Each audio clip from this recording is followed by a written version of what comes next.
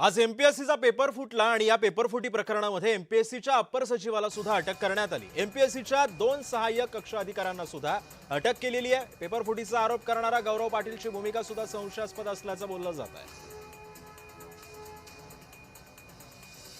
दरम्यान या अटकेतील आरोपींची तपशील नेमकी काय काय बघूयात ग्राफिक्सच्या माध्यमातून। अभिजित लेंडवे अप्पर सचिव एमपीएससी यांना सुद्धा अटक करण्यात आली, तर गोपाळ मराठे सहाय्यक कक्ष अधिकारी एमपीएससी, विश्वेश्वर नकाते सहाय्यक कक्ष अधिकारी, ऋतुजा पाटील एमपीएससी परीक्षार्थी, अमृत पाटील परीक्षार्थी ऋतुजाचे वडील, प्रवीण पाटील पेपरफुटीचा मुख्य सूत्रधार यांना अटक करण्यात आली आहे।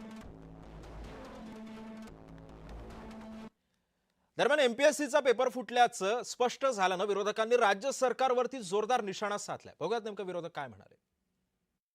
सरकारमधले काही लोक त्याचा फायदा घेऊन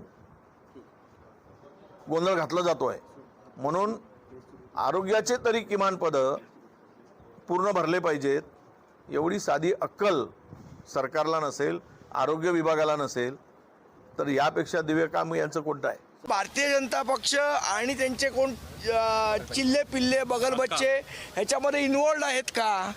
मला असं वाटतं या सगळ्याचा तपास यांचे आरोप आहेत, ते या सगळ्याचा तपास शासनाने केला पाहिजे आणि न्याय मिळवण्यासाठी म्हणून ते सन्मान्य राजसाहेबांना भेटले।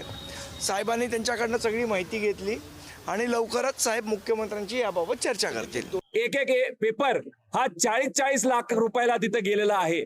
त्यामुळे हा जो भ्रष्टाचार आहे, एमपीएससीचा पेपर कधीच फुटत नव्हता। 1997 नंतर आता तो पहिल्यांदा फुटलेला आहे। त्यामुळे कुठेतरी मुलं आता घाबरलेली आहेत। त्यामुळे एमपीएससीचे आत्ताचे जे अध्यक्ष असतील, सेक्रेटरी असतील, यांनी नैतिक जबाबदारी स्वीकारून या महिन्याच्या अखेरेपर्यंत राजीनामा द्यावा। तो सरकारला, देवेंद्र फडणवीसांना मला विनंती करायची आहे की परीक्षा रद्द करणं हे पेपर फुटीचा जो गंभीर आजार झालाय त्या आजारावरचं हे मलमपट्टी आहे, परंतु हा आजार मुळासकट जर तुम्हाला नष्ट करायचा असेल तर ह्या प्रकरणाची सखोल चौकशी झाली पाहिजे।